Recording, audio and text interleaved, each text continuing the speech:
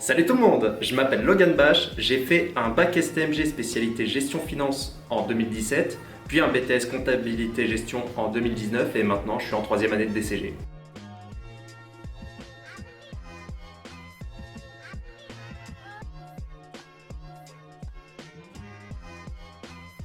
Le DCG c'est une licence de comptabilité donc qui se prépare en 3 ans, sauf si vous avez fait un BTS et du coup ça se prépare en 2 ans. Ça peut se faire soit en formation initiale, soit en alternance.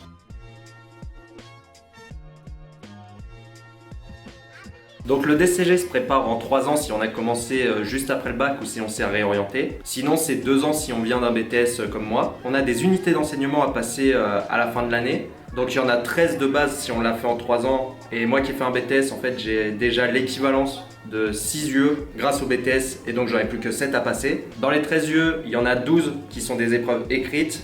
Et la dernière, donc moi je n'ai pas à la passer grâce au BTS, c'est une que vous devez préparer tout au long des 3 ans, c'est un rapport de stage. Le but c'est d'avoir à la fin des 3 ans, ou des 2, ça dépend d'où vous venez, d'avoir 10 de moyenne à toutes les épreuves sans avoir de notes éliminatoires, donc c'est-à-dire de notes inférieures à 6. Si jamais c'est le cas, vous pouvez toujours repasser des UE pour valider vos épreuves et donc valider le DCG. Du coup, à la fin de l'année, tous les étudiants d'une même académie sont regroupés à un seul endroit pour passer toutes les épreuves écrites du DCG. Donc par exemple, moi qui dépends de l'académie de Créteil, je passe mes examens à Villepinte, au parc des expositions.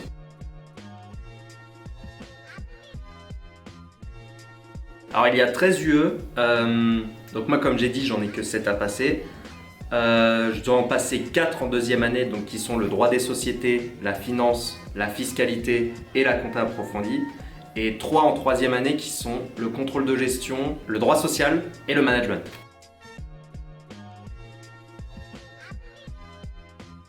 Alors pas énormément, en fait on en a eu qu'en deuxième année, c'était pendant le cours de droit des sociétés où en fait on était par groupe de 4-5 et on devait traiter des mises en situation en fonction des chapitres qu'on étudiait.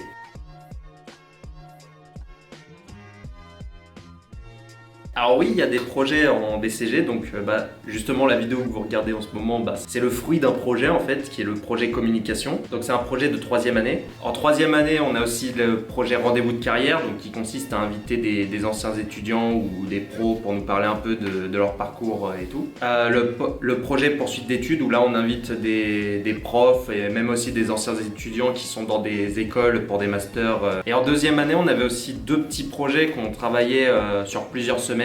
On était en groupe de 3 à 4 et c'était noté à la fin du projet. On devait passer à l'oral devant 2 de nos profs. Ça permettait un peu d'avoir un aspect pratique de ce qu'on voyait sur certains cours.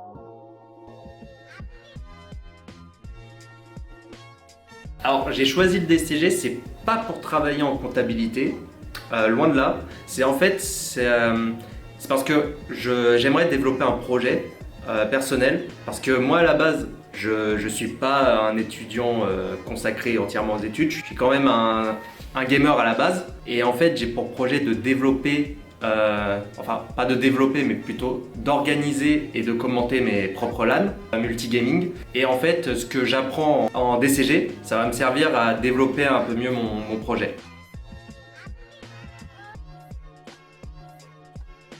Il faut un mental d'acier, parce qu'on n'est jamais à l'abri d'un échec, quelles que soient les matières. Et même si une matière ne nous plaît pas, ou même carrément qu'on la déteste, même si détester est un mot fort, faut rien lâcher, parce qu'il ne faut pas oublier qu'il ne faut pas être éliminé à la fin de l'année, qu'il faut quand même valider son épreuve si on n'a pas le diplôme. Il faut être rigoureux aussi, pour être préparé au mieux pour les examens. Et il faut être organisé afin de ne pas trop se mettre la pression à la fin de l'année.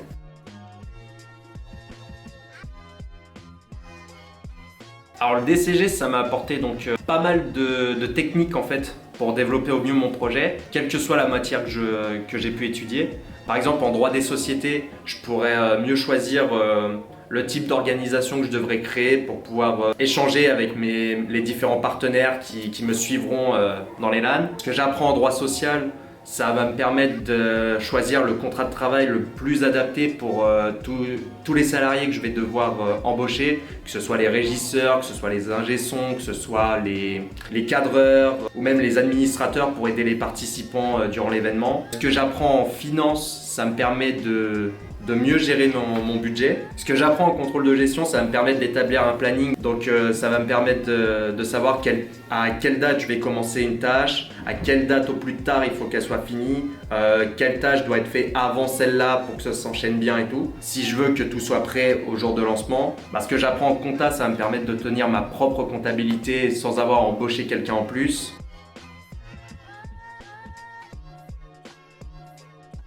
Donc moi malheureusement comme j'ai raté mes examens de deuxième année où j'ai été éliminé à 2 épreuves et les 2 autres j'ai pas eu des notes élevées, donc je pense que je vais refaire une année de DCG en alternance pour valider mon diplôme. Après ça je vais enchaîner sur le DSCG aussi en alternance. Donc après le DSCG je pense que je vais travailler quand même un peu en comptabilité, le temps d'avoir des fonds nécessaires pour développer mon projet, et une fois que j'ai tous les critères réunis pour développer mon projet, je le ferai, je me consacrerai entièrement à ça.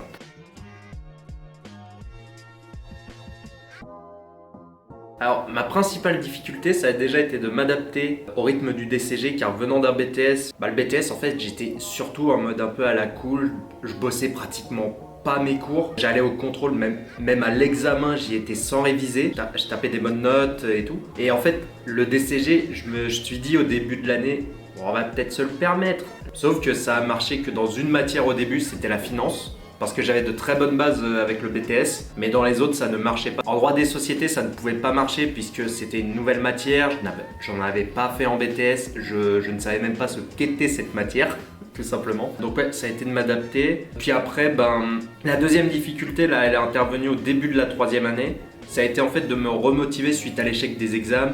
Je me suis dit, c'est raté, c'est mort pour mon diplôme. J'ai eu beaucoup de mal à me remettre dans le bain. Pourtant, je suivais les cours, en exercice j'y arrivais, mais au moment du contrôle, c'était pas ça.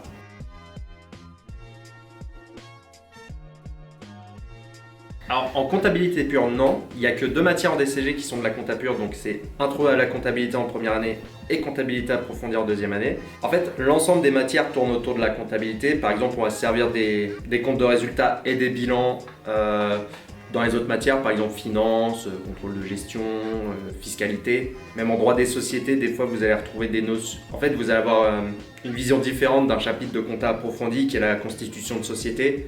Par exemple, vous allez avoir une vision en comptabilité approfondie avec les écritures et une vision en droit des sociétés avec les règles.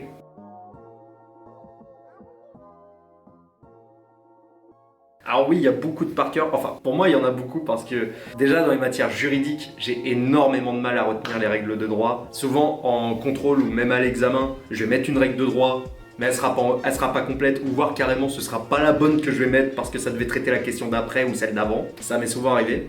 Donc faut retenir les règles de droit donc pour toutes les matières juridiques, droit des sociétés, droit fiscal. Après en management aussi, il y a beaucoup de par cœur. Faut retenir les auteurs, faut retenir les définitions parce que ça vous rapporte quand même beaucoup de points à l'examen. Faut retenir aussi la méthode de la question problématisée en management parce que ça vaut la moitié des points à l'examen. Dans les autres matières, il y a un petit peu de par cœur, mais c'est plus de la logique que du par cœur pour les autres matières.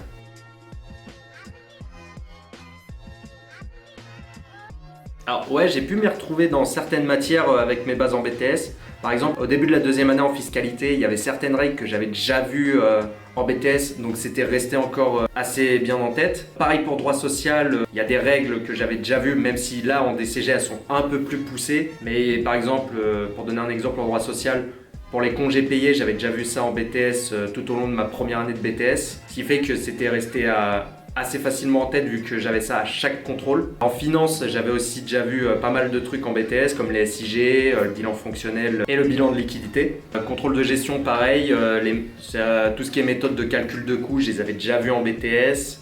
Management aussi, il y a certaines théories que j'ai déjà vues, même si maintenant en DCG on a rajouté des auteurs, rajouté des composants pour ces théories-là.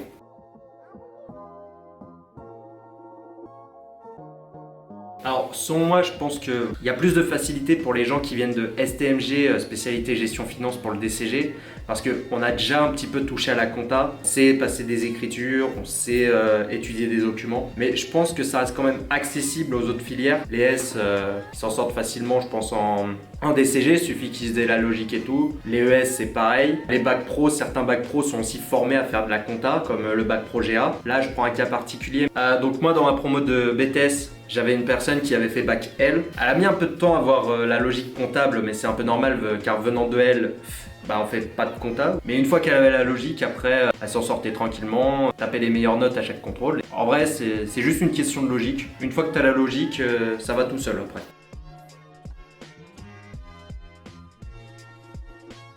Alors, les matières que j'aime, c'est le contrôle de gestion et la finance. Parce que c'est des matières qui demandent de faire beaucoup de calculs et moi déjà avant d'entrer en BTS ou en DCG, j'adorais les maths, j'aimais calculer et tout. Et donc c'est des matières où je me suis retrouvé, qui demandent énormément de calculs. Bon aussi de faire beaucoup de tableaux mais ça c'est pas trop grave. Par contre les matières que je déteste c'est le droit des sociétés et le management. Parce que c'est des matières où il faut beaucoup apprendre de règles, de définitions.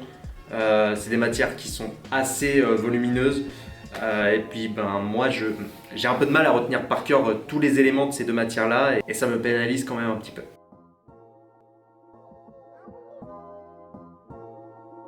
Oui, je peux toujours faire des activités à côté du DCG. J'essaye quand même d'en garder un petit peu parce que si je devais me consacrer entièrement au cours, je sais que je finirais par exploser et tout. Qu'au final, en fait, j'aurais une pression inutile et donc ça je veux pas. Donc j'essaye quand même de garder quelques activités à côté, comme par exemple regarder une série sur Netflix, sur Wakanim par exemple, retrouver des potes sur un jeu et passer 1 ou 2 heures, voire 5 quand on oublie de regarder l'heure aussi.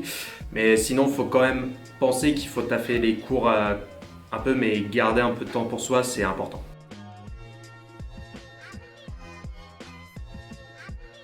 Alors déjà, il y a l'aspect pratique qui diffère entre le BTS et le DCG. Parce que par exemple, en BTS, j'avais une matière qui s'appelait Atelier Pro. C'était une matière pour l'examen, on la préparait sur toute l'année et on passait à l'oral à la fin de l'année pour avoir une note pour obtenir notre BTS. Et en fait, c'était quand même utile même si on savait que c'était pour l'examen. En fait, on travaillait pendant plusieurs semaines sur les chapitres qu'on faisait en cours en même temps et ça nous permettait de mieux préparer nos contrôles, on savait déjà comment appliquer les règles et tout. Et en fait en DCG, il n'y a pas d'équivalence à ça, c'est purement théorique. Il y a aussi le volume des cours. Par exemple en BTS, il y a certaines règles, on les voyait partiellement mais ça suffisait pour le BTS. Alors que là en DCG, c'est poussé dans le détail, ça rajoute beaucoup de choses.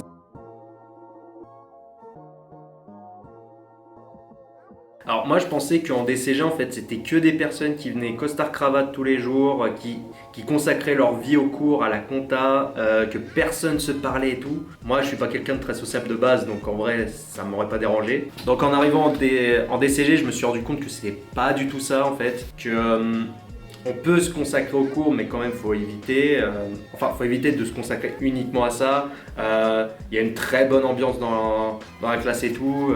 On arrive à s'intégrer, après ça dépend des personnes, certains s'intègrent facilement, d'autres un peu plus difficilement, mais sinon c'était loin de ce que j'imaginais.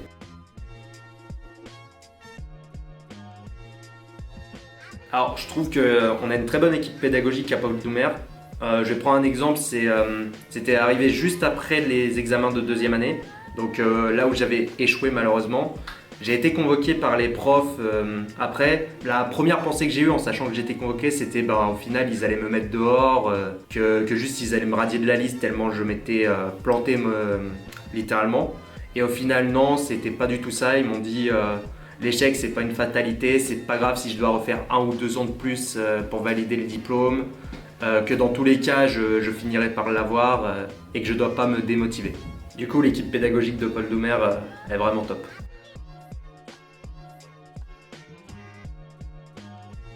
Alors le conseil qu'on m'a donné et que j'aurais dû suivre, c'était de ne pas se mettre la pression parce que malheureusement je suis quelqu'un de très stressé de nature.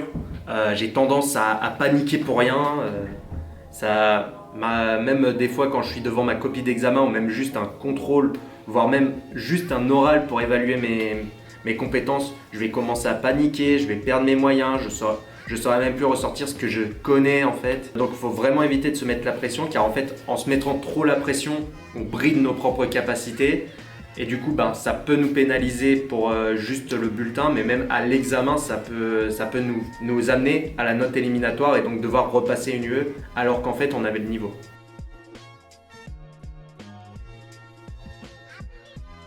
Alors le conseil que j'ai suivi et que je recommande, c'est de refaire des exercices, surtout dans les matières où on a du mal, parce que des fois, ça permet en fait d'avoir une autre approche du cas ou de l'exercice. Des fois, ça peut nous permettre de comprendre quelque chose qu'on n'avait pas compris au moment du cours ou au moment de la correction de l'exercice en question. Ça peut aussi nous aider justement à préparer les contrôles qui arrivent. Donc voilà, faut refaire ces exercices.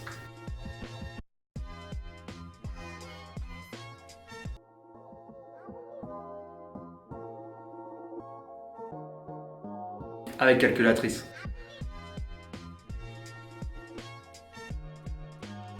Présentiel.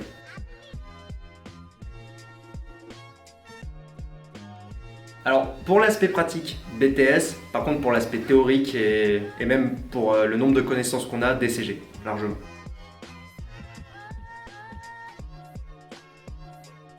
Apple Doumer.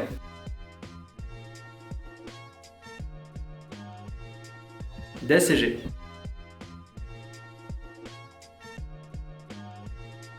J'hésite encore, mais je pense plus petit cabinet.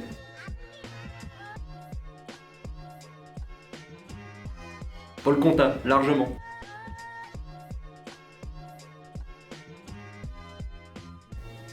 Thierry, évidemment.